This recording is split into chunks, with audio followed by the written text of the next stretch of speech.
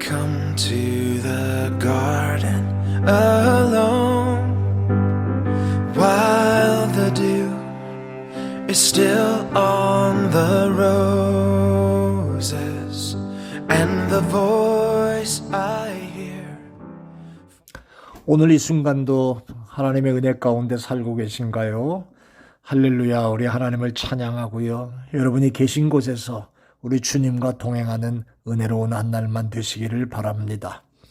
오늘은 말씀 묵상의 시간, 마태복음 5장 21절로부터 26절에 나오는 말씀을 가지고 말씀 묵상의 시간을 진행하려고 합니다. 여러분, 그 내용은 살인하지 마라 라고 하는 말씀으로 시작하는 그런 내용인데요. 제가 21절만 읽어드릴게요. 옛사람에게 말한 바 살인하지 말라. 누구든지 살인하면 심판을 받게 되리라 하였다는 것을 너희가 들었으나. 여러분, 본문은 예수님께서 당시 유대인들이 잘못 알고 있는 6번째 계명, 살인하지 말라는 계명을 바로 알려주시는 내용입니다.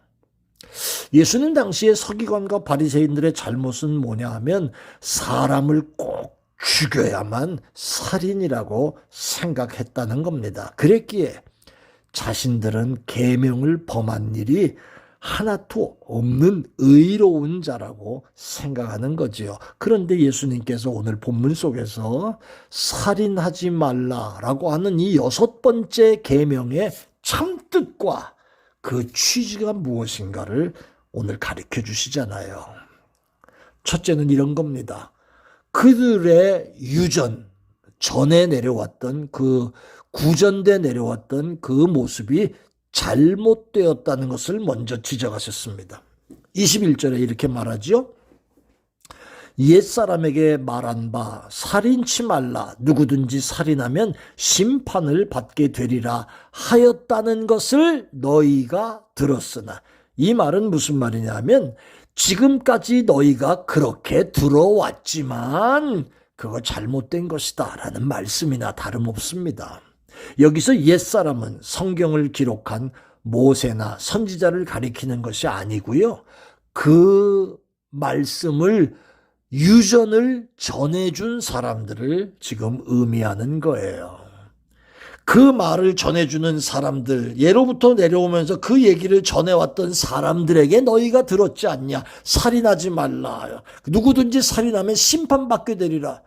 그 말인데 그 유전을 전해준 사람들이라는 거지요. 여러분, 유전이라는 게 뭐예요? 구두로 건네받은 그런 뜻입니다. 유대인들이 조상들로부터 입으로 전달받거나 혹은 문자화해서 연결해서 내려왔던 그런 모습이죠. 여러분, 유전에는 해설이나 새로운 상황에 어떻게 하라 이렇게 적용시켜 만들어 놓은 율법이다 보니까 하나님께서 주실 때의 원뜻이 와전되거나 훼손되기도 한 것이 참 많았습니다. 예수님이 유전이 잘못되었다고 말씀하시는 내용이 여기서 나옵니다. 자, 10계명에 살인하지 말지니라. 그게 전부입니다. 그런데 말로 이어져 내려왔던 유전에는 그 계명 뒤에 누구든지 살인하면 심판을 받게 되리라 이런 말을 덧붙여 놓았습니다. 여기서 말하는 심판은 하나님의 심판이 아니고 성경 원문에 의하면 이거는 세상 법정의 재판을 가리키는 말입니다. 그러니까 유전하여 내려오는 사람들이 원래 살인하지 말라 이게 하나님의 명령이고 하나님의 법인데 여기다가 재판으로 심판받게 될 거야. 사람의 계명을 갖다가 붙여놓고 한 문장을 만들었습니다. 그러니까 하나님의 법이 아니라 세상의 법으로 전락시켰다는 거예요. 그래서 마가복음 7장 7절로부터 8절에 보니까 이렇게 말씀하셨어요. 사람의 계명으로 교훈을 삼아 가르치니 나를 헛되이 경배하는도다. 너희가 하나님의 계명은 버리고 사람의 유전을 지키는구나. 이 유전의 교훈이 세상의 계명이다 보니까 마음의 문제 뭐 이런 거 율법의 중심 이런 게 아니라 아무짝에도 쓸모없는 형식만 남은 율법으로 되고 말았다는 거예요. 그러므로 6계명 살인하지 말라 하는 이 유전은 하나님이 본래 주신 10계명의 의도를 벗어나서 외적으로 드러나는 행위에 국한시켜버리는 그런 결과를 낳고 말았다는 거죠. 자, 그러면 우리 예수님이 살인하지 말라고 하는 계명의 참뜻이 뭘까요? 이 행위는 마음의 문제까지 가리키고 있다는 것을 알아야 됩니다. 칼을 들어 사람을 죽여야 살인하지 말라라고 하는 계명을 적용하는 것이 아니고요.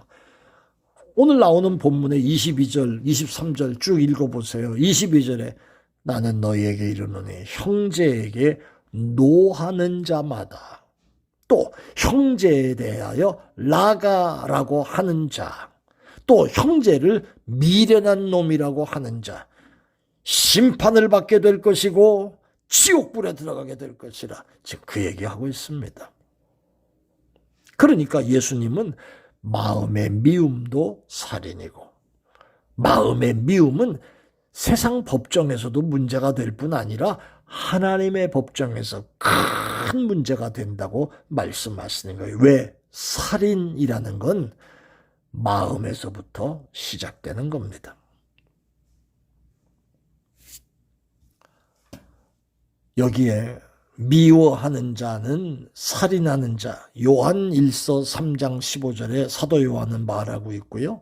오늘 본문에도 형제에 대하여 라가라고 하는 자, 이건 야가라는 것은 바보, 등신, 천치 이런 말이거든요. 인격을 모멸하고 혐오하는 말이죠. 이렇게 형제의 인격을 무시하고 모멸하는 건 인격 살인이라는 그런 모습에서 지금 말씀하시는 거고요.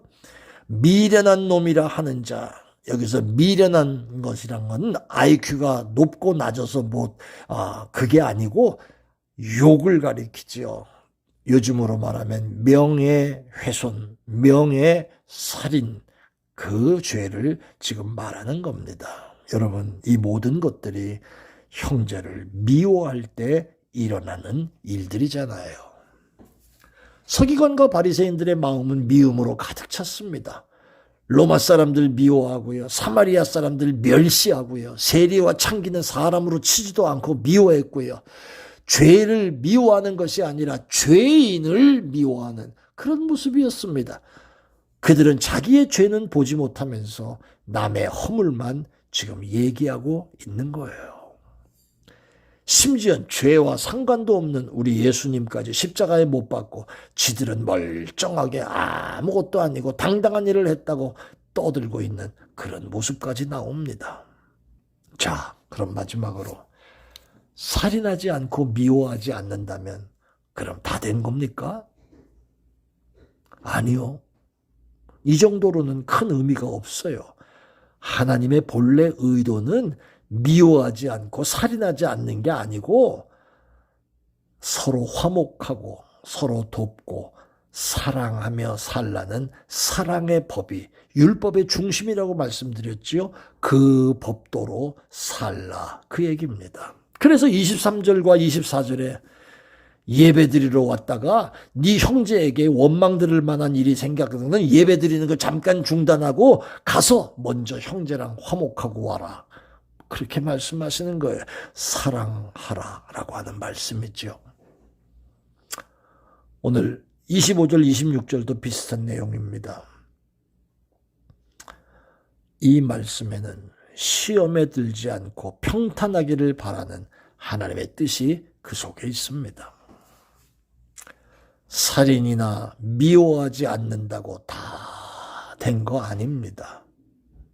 행위의 살인뿐 아니라 마음의 미움이나 멸시, 입술의 악함도 그것도 살인이 될 수 있다는 걸 예수님은 가르치고 계시네요.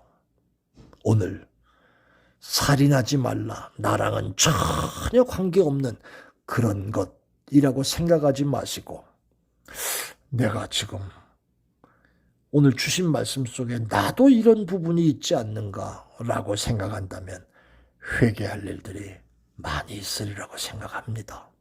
오늘 한 날도 이 말씀 기억하면서 주의 은혜를 사모하고 주님 뜻대로 사는 여러분들 되시기를 주의 이름으로 축원합니다. 아멘. 고마우신 하나님 감사해요. 주신 말씀의 의미를 제대로 깨닫고 나도 내 자신을 돌아보며 온전한 주님이 원하시는 제자의 길을 잘 따라갈 수 있도록 축복해 주옵소서. 감사합니다. 예수님 이름으로 기도합니다. 아멘. 좋은 하루 되세요. 고맙습니다. And he walks with me, and he talks with me, and he tells me I am his own.